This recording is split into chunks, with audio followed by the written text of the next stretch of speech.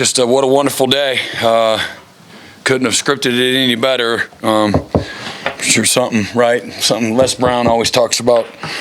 Got to talk to yourself, and people say that's too good to be true. Well, something bad inevitably happens, right? The foundation for negative results is negative thinking. So I should think positive. It was a great day. It really was, and just thankful first and foremost.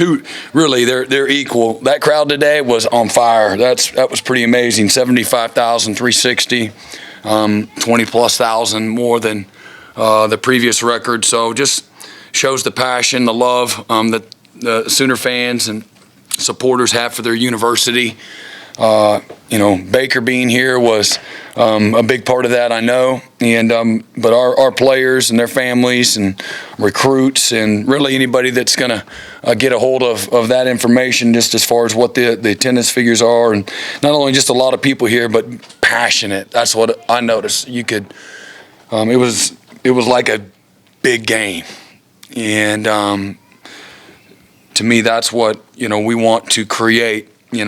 Each and every time that we play, in the Palace, and that's a decision. That literally is a decision, and we've got to give them a good product to support, and but they've got to show up with the right mindset and enthusiasm and love for the very few opportunities that we get to be able to do that. And so between the spring game and the actual season, you got seven opportunities to pack the Palace and just make it a crazy atmosphere. So that was terrific. The red team won the game, but they were doubled in yards.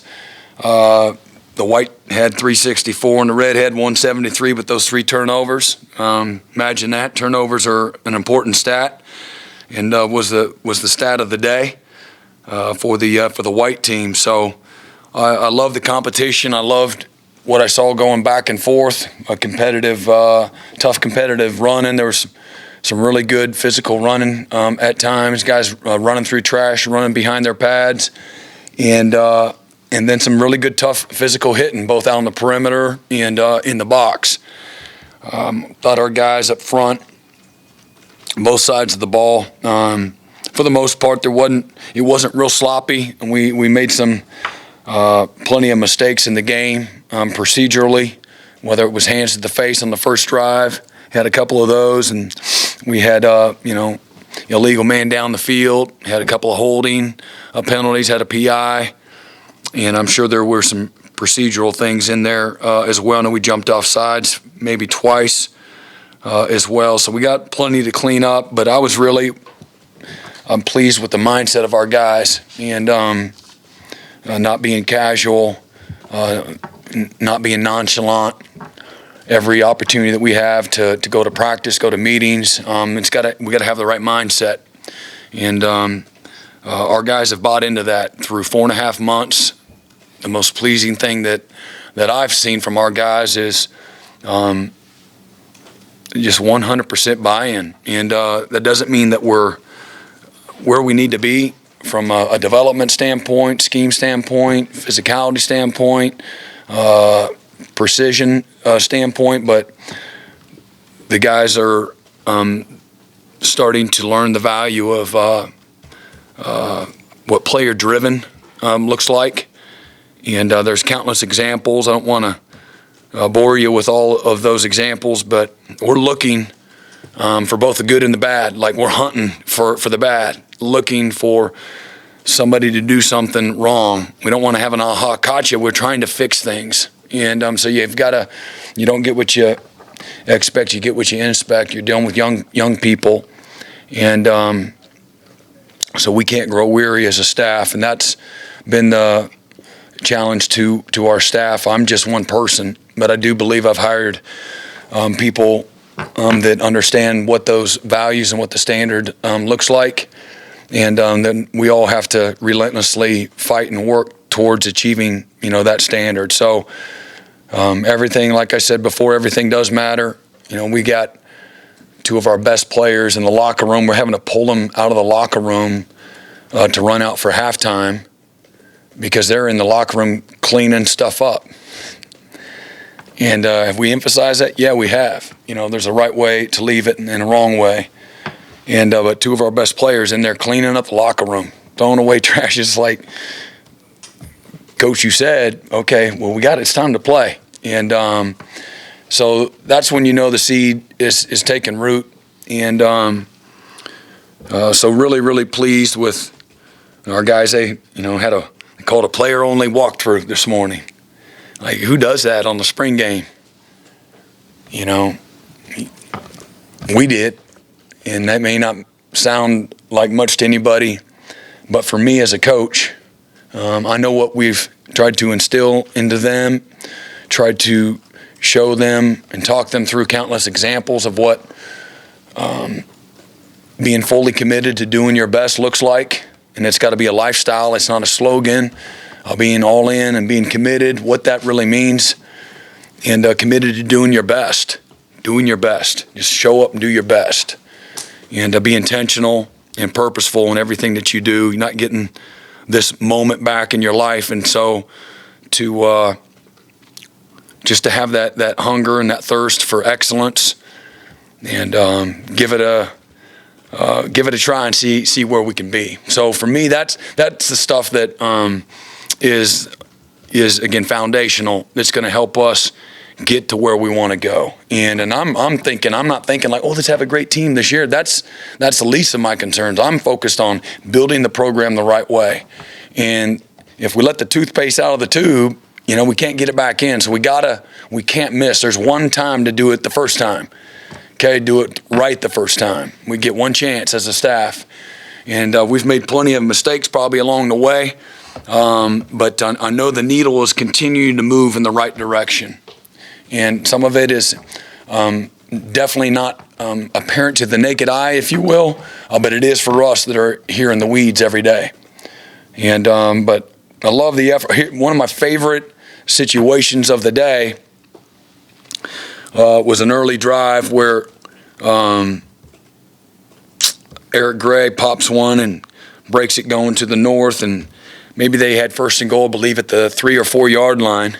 All right, so wasn't happy with defensively what happened on that play. Dylan had broke a couple tackles, made a guy miss, and he was gone. And he was running, down the hash, and we had incredible effort to run him down. Okay, something bad happened. Okay, well, now what are we going to let him score? Okay, give up? Or we're going to play through the whistle, and that's what you saw. So we got him down. Okay, uncommon effort. Let's get him down. Let's give ourselves a chance to line up and play another set of downs. And then we proceeded to knock them backwards, and they ended the drive kicking the ball for a field goal on the 6 yard line. And so I loved how we responded to some adversity early in the game, because bad stuff's going to happen. And how you respond is how you'll be defined. And we showed them example after example after example this spring of what uncommon effort looks like, and how the effort pursuing to the ball and never giving up, okay, what it can mean for not only the game itself, but for the season. And we've got a lot of video and data to show them. And our guys, we've had some opportunities where they're in the same situation, and we were able to say, hey, he saw it and did the same thing. Looky here, this is what it looks like. So anyway, not to ramble on, but was really, really pleased just overall. I thought Dylan Gabriel was, I loved his command, such a selfless guy. The game's easy for him in so many ways. Good decision maker, quick decision maker, plays with great anticipation. And that was really windy, and you're down on that field, man. It's like a cyclone down there. And it's hard to throw a good ball into that wind, but did a really good job. Had a touchdown, had a pick, and was really efficient, on the day. And we're very simple on both sides of the ball for obvious reasons, and wanted our guys to just go play and be confident and aggressive. So thought that they did that. Any questions? The secondary. Go ahead, Dean. I'm sorry. Start with you. Go ahead. The secondary seemed to play well. In particular, I mean, I may be dead wrong on this, but it sure looked like some corners really made plays. Eaton was one, and who was it? Dennis maybe one, but several guys. What do you think? Yeah, our positioning was good, Dean. We've played. We've had moments where we've gotten beat. You play corner, you're gonna get beat. But this spring, we've seen these guys take advantage of the tools that we're giving them. Our guys have done a really good job of getting them to understand the variety of schemes that we've employed, and then the fundamentals and the technique that go along with those schemes. Really excited about the group. It's not a deep group right now. We've got a couple of additions coming real soon in the next several weeks, but have seen real improvement by every single one of them. And so really excited about the growth there. And as we saw a year ago, that wasn't a point of strength for us, super inconsistent. And you can't play good defense, let alone great defense, and be inconsistent anywhere. And so we're gonna at times put them on an island, and we're gonna be aggressive with how we call things. But there's opportunities for us also to help them and protect their weaknesses and enhance their strengths. And but what you saw today is a snapshot of what we saw during the spring, and that's improvement. Positioning, understanding, aggressiveness, pretty good discipline, and still got plenty of things to get better at. Okay, Eric Bailey.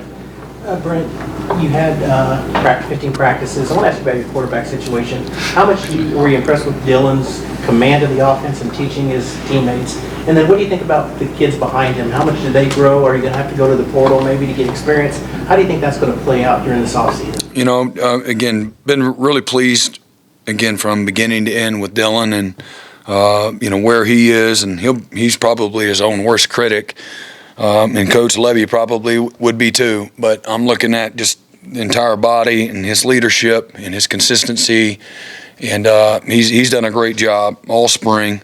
Feel great about him, and we're still developing, behind him. We don't have quote unquote answers right now. The portal is a definite option for us, and so we want to get, if we go that route, you're finding somebody that's the right fit, right age. There's just a lot that goes into that. I need to get into all those weeds, but that is a definite concern for us, no question about it. Thanks, Barry Trammell. Yeah, Brent, you mentioned the win for Gabriel, but also the atmosphere, 75. It's not a normal spring game.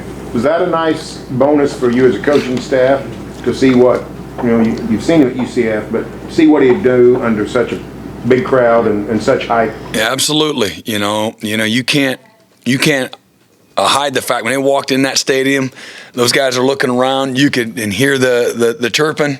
They're paying attention, and certainly some guys freeze up in those moments. There's no doubt about it. And he's like a stealth bomber, man. He was probably no surprise to many of us in this building, but he's like an assassin. He really is. He doesn't let any circumstances affect him. He's the same guy every day, and that's what the good ones and the great ones are. They show up every day and have the same mindset. So certainly a wonderful atmosphere for our guys. Truly game-like as far as home game anyway. So great opportunity for our guys to improve when you got the lights are bright. And so that was great to see for our guys. Let's go to Ryan Aber. Yeah, Brent, when you look at the defense specifically, and you talked about sort of being inspective, I think is the word you used about that. What's the area that you need to see the most growth in over these next 4 months? And what's the area you feel best about defensively right now? Great question. I mean, we got to get better everywhere, and that's not trying to be general. It is. That's we got to get better everywhere. Our understanding, knowledge is power, and so just a lot of the details that you organically work out through time, and we don't have time. So we've got to bridge that gap quickly. And we've made a ton of improvement, but we still have our pre-snap alignments and positioning and eyes and the fundamentals and the trust. They had a little, I don't know what drive it was. It was in the first half. They had a little quick screen out on the perimeter, and we're in a 3 deep. And it's on the sideline, the white sideline, and we got 2 defenders. They got 1 blocker. 1 blocker equals 2 gaps. Something outside of them, something inside of them. And you got to fit it, and you got to fit it like that. And the way you play aggressive is you know exactly where your help is. Now that's not a guessing game, because that particular player is always fitting it a certain way. But we got to contact, and then we softened up and started looking, both sides of the blocker. So next you know, a play that it ought to be 2nd and 9. At the best case scenario for the offense, it's 2nd and 3. We gave up 7 yards on a, behind the line scrimmage. And until we do that consistently, that's a snapshot of what consistency needs to look like, and that's like the layup of all layups, in my opinion. And I tell the defensive guys that's a dumb play. Offense, that's a smart play when they know the defense doesn't have the discipline to play it right. And I've seen us defend it well. And then I've seen us today, again, give up 7 yards. You can't call defense when it's 2nd and 3 all day. It's just hard. So, I'm really proud of all the improvement that we've made. The number one thing that I think that our guys have shown the most improvement is just our mindset, our hunger, our humility, the thirst for the knowledge and the work that they put in off the field. Our effort, we were running on and off the field. I was like, my charge today was, let me find one dude that's not running off the field. Not like a full-fledged sprint, but running off the field. Do not walk. Okay, send a message by how we do what we do. And so I was on the hunt for somebody to be made an example of, and I couldn't find them. And that, for me, I'm like, well, man, they listening. But they're buying in. You ought to hear them. They're coaching each other like nonstop of what we're asking them to do. So, they're rehearsing and reinforcing all of our standards and beliefs and expectations. And so, again, we'll see if we can keep them, moving that needle in that way as well. But that's been really pleasing. John Hoover? Brent, you got to spend some time yesterday one-on-one with Baker. You saw how the crowd reacted to his presence. Yeah. You helped stir it yourself, but just wonder, he's going through some things right now. This was a great weekend for him to get back to Oklahoma and kind of feel people put their arms around him, figuratively speaking, and literally, I guess. Just your thoughts on his weekend and the message that he had for the team, all that kind of stuff. Yeah, what an honor it was to be able to, again, be a fly on the wall, to see history made. And you get a statue, that is like, what a special moment. So to be able to witness that was really neat, and watch his family and just the interactions, and certainly the love that Oklahoma has for Baker, and appreciation that they have for Baker and what he meant to this school and to so many people. For us, I loved his testimony. Everybody sees the glory. There's a story behind him too. And what a great example that was for our players to stand here a couple of mornings ago, bright and early. We got a chance to visit for a while, and I was so mad. I was so mad our first year in 2014 when Clemson had to play Oklahoma. I was pissed. Yeah, just because it's no fun. It wasn't not a moment about any of it, even winning, that was fun to me. That's not fun. And then turn around the next year. Not only that, now we got to play Baker Mayfield in Oklahoma in the Orange Bowl for a chance at a national championship. And watching all the tape, watching Baker Mayfield, and what an enormous challenge that is and was. Have so much respect for him. Talk about somebody that elevates everybody. That guy has got a gift for it, and just amazing his will, and he got really good skill, but his will is much stronger than his skill, and that's a compliment. He's got great skill, but his will is something you just can't coach, and it's a gift. And So always had great admiration and respect. Remember when he was the quarterback for us when was it at Tennessee? Remember watching him just impose his will.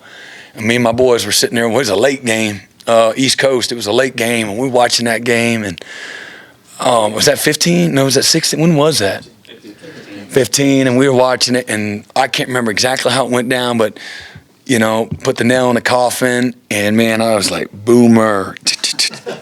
I was like, that's what it looks like, and really cool. But his testimony in front of our team, this guy goes from. So he said, you know what? My dream was to play at Oklahoma. Grew up a little boy. My dream was to play at Oklahoma. You know what? I didn't believe in myself. He has this little tattoo here. We got this little sign, this belief sign here, and he got this little tattoo now. It says believe right here. And so he's like, man, I can't believe I got it right here. It's like, And so that was cool. And he said he didn't believe in himself. He didn't think he was good enough to walk on at Oklahoma. So he said he went to Tech. That was his words, not mine. So he goes to Tech. What's he do? He starts 5 games as a freshman. And he doesn't get put on scholarship. Like he's better than all these other yahoos, and they don't put him on scholarship. So in typical Baker fashion, right? He's like, man, screw this. I do believe in myself now. I'm going to Oklahoma. And so he walks on at Oklahoma, right? So he goes from, walk on and basically rejected, right, by his own people. They didn't put him on scholarship. To, what? He walks on again and goes from a walk-on to being the number 1 pick in the draft. And then he goes from that, right, being on top of the mountain, okay, to being ostracized and stripped to the studs was his exact words. I was stripped to the studs. Rip out all the wiring, all the plumbing, studs is all there was left. That's what he said he felt. And what a great message that was for our guys, that sometimes you have this mess in your life, man, but there's a message through it all. And it made him realize immediately he lost his way with his faith. He lost his way with his priorities, with his family. He got on the wrong side of it because he started believing all the hype and focusing on the wrong things. And he lost his way, like so many of us have, and certainly the players on their journeys. Whether it's confidence or decisions, how you handle success is every bit as important as how you handle failure. Failure is easy to handle, right? We're humbled, we're down on our knees, you get great clarity, but when everything's great and it's going really good, we're our own worst enemy. That's just human nature. And, so for him to be vulnerable in front of the team and give his testimony and in front of the guys, held no punches back. It was awesome, and a great message for our guys. He was a great example for our guys, and he's on the comeback, and he was talking this way, and they're getting ready to pull a curtain off his statue, and but he was really important to him. I didn't ask him. He asked if he could. He wanted to get in front of the team, and probably pretty therapeutic for him, being home. I'm hopeful that this was I know it was a great moment for him, and to help him, as he takes on this next journey, in his life. But what an honor it was to have him here, and again to be able to be a very, very small part of this weekend where he's being honored and recognized. Pretty cool stuff. What did you think of all the players back, your players back to see you? Yeah, well, they're back because it's a spring game, and we made it a big deal because it's never about me. I think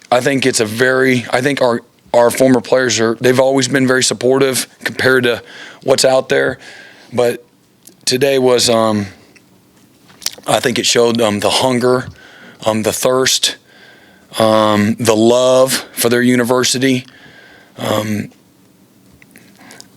The good ones, right? They always have the right instincts to make those decisions to strike while it's hot. And so today, I think, was a great a message to everybody. And for me, I'm like, these guys, you don't come back unless you love your university. You don't come back unless you had a great experience. You don't come back unless this place means so much to you. Not only they come back, a lot of them live here. And they live here throughout the state. And so super humbled, very proud, brought back so many amazing memories and reconnected. Just fills your heart up, just fills your heart up. And it's a reminder of just keeping the main thing. It's about relationships. That's what it always has been, always will be about. And again, so many, I told everybody, this is Team 128 was out there today. 128. Team 128. You get to write your own story. Okay, but y'all ain't done nothing yet. 4.5 months, all right? Got spring ball done. Okay? But we got a lot of work to do. And you're going to get exactly what you earn. Nothing more, nothing less. And so for me, I try to use it as an opportunity with the players to let them know, y'all know, I just had Adrian Peterson sitting up in my office now, right? With 2 kids. He's got 2 little boys. And Axel and Adrian Jr. And for me, because I've talked to our players about it many times, I want that 35, 40-year-old version of you want to be able to come back here and hug my neck. Bring your children because you loved your college experience, because people treated you the right way, because they didn't use you, okay? They empowered you and equipped you, not entitled you. And so, again, that was another great opportunity to share with the guys because of, again, some older guys that have been here and gone off and they're living life right now. And but that's what, again, keeping the main thing looks like. Okay, James Hale. Hey, Brent, you had a couple of receivers make big plays. Did you like your receiver play today? What did you think about your receiver play today? I thought they made a lot of good competitive plays, even in some of the quick game. And again, the ball kind of got away at times and made some really tough catches. Loved the competitive throw and catch with Jaden there at the end. He needed that. The spring's been good for all those guys. Drake Stoops was just the model of consistency. He makes everything look so easy. He takes a lot of shots. Man, but he's made a steal. And but I like the receiver play today. We had a couple that we dropped. One dropped early. I can't remember who it was, but we had a couple that were layups that we dropped. I thought that they placed the ball really well. And then we had some what would have been some really tough catches. But overall, I thought we caught the ball really pretty well. I'm sorry, time for one more. Brandon Drum. Yeah, Ethan Downs was talking about just how you guys really set that standard and how you've kind of gone in each and every day, just kind of, I guess, with the overall mindset of, I guess, a new way of looking at things through your lens. And he came out there and said, I guess, earlier that, what was it that I'm trying to think of the word that he used. I guess the faith-driven that you guys profess throughout the whole locker room and making that a standard inside the locker room for that, I guess, if somebody can come in and cause a problem, or that if the wording in the locker room is, I'm trying to think of the word, I'm sorry, sir, that the wording was that insidious. There he goes, insidious nature inside the locker room. Can you kind of talk on that, where that came from, that belief, and where that stems from? You guys? It was just a word that, and again, it doesn't have to do anything with faith. Insidious behavior is just something that we have to guard against as a football program. And I don't have the Webster's dictionary right in front of me, but the gist of it's like it's slow, it's incremental. Sometimes it's not noticeable, but it has harmful effects. Okay, it can be an act, a decision, a person. Okay, but it's a behavioral thing. And so, for me, I've always had my guard up, and I don't know if assuming the worst, but I'm being guarded against, again, little things. So it's just, it's having a clean locker room. It's if there's trash on the floor and we walk by it, that's my standard. If there's trash on the floor, I walk by and you see me walk by, then that becomes our standard. And so the insidious behavior, it's wearing the right workout gear to workouts. It's showing up on time. It's showing up to meetings with, a notepad and something to write with. It's going to class and being engaged, not being 30 minutes late to a tutorial appointment. I can go on and on and on.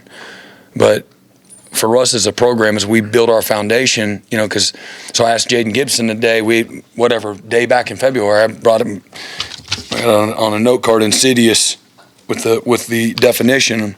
I said, who knows what insidious is? This is 6:30 in the morning. Insidious, who can tell me what insidious is and what it means? What is it? What's the word that comes to mind? And Jaden Gibson, of all people, young freshman, from Florida, wiping the sleep out of his eyes, he says, Coach, is that like cancer? I'm like, it's like cancer. And so, what's the cancer? What's cancer do? Well, it multiplies. If you don't get it out, it multiplies. And so for us, man, just guarding against the cancers. And it's the little things. Again, being desperate and fundamental to doing the little things right. Character matters. What you do in the dark is going to come to light. Who you are when nobody's watching, that matters. And just trying to get our guys in a very practical way. Just do what's right. Right there. Wrong is wrong, even if everyone's doing it. Right is right, even if nobody's doing it. I mean, that's not spirit driven. That's very practical. Just living the right way, and then being prepared here to reinforce it. I'm looking for it. I'm looking for insidious behavior, and I'm going to correct it. It's like your own kids. Okay, and so we as a staff have got to be, persistent and relentless and consistent at demanding our guys just do the little things right. Just discipline. It's common sense stuff. Just common sense stuff. And but accountability and discipline and structure, we've got to be the bumpers on the bowling alley and keep our guys out of the gutter. Young people that's just what they do. They lose their way, they lose their focus, and our job is to guide them and nurture them and take them where they can't go on their own.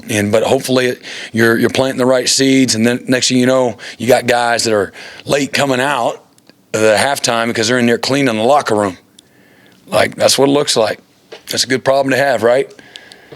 It is. Trust me, we're going to be a championship program. That matters. That matters. And to keep the insidious behavior, out of our locker room and out of this program. Who are the two guys that can clean it up at halftime? Probably two guys that would be no surprise: Dylan Gabriel and Marvin Mims. Not Ethan Downs. Not Ethan. Ethan was no, it wasn't Ethan. So. Okay, sorry, there's one more. Kerry, I told him he could ask one too, Coach. I know you got a lot you want to work on. You didn't feel like anything was perfect today, but you step off an airplane, you watch, Bob kind of take this program back, and go through a bowl game. You start building this program, hiring your coaches. You've gone through spring. You had a record crowd. Is this kind of a milestone for you today? I know there's probably looking back, and it's not your style and stuff like that, but stopping to take a breath is not probably in your vocabulary, but has this been a milestone day for you? I think it was a very important day because it brought the spring to a close for us. And what I loved about today is I thought we put an exclamation mark on this first 4.5 months. And mission accomplished. And the number one reason why is because when we showed up today, the mindset was right. Our attitude was right. Our focus and intensity was right. That's what has me fired up and excited, and knowing, again, we're going in the right direction. And seeing, again, a ton of improvement, and whether it's programmatically, it's staff buy-in. Okay, again, the whole staff has to buy in because the players are paying attention. Okay, if you got one staff member, he's like, well, hey man, he's not enforcing what I'm asking him to enforce, that's insidious behavior. And I have no problem correcting that if it happens. It hasn't happened, but it might, and I'm looking. So from milestone, that might be the right word. I think this was it was an important moment. It was very important that, again, this ain't just a practice.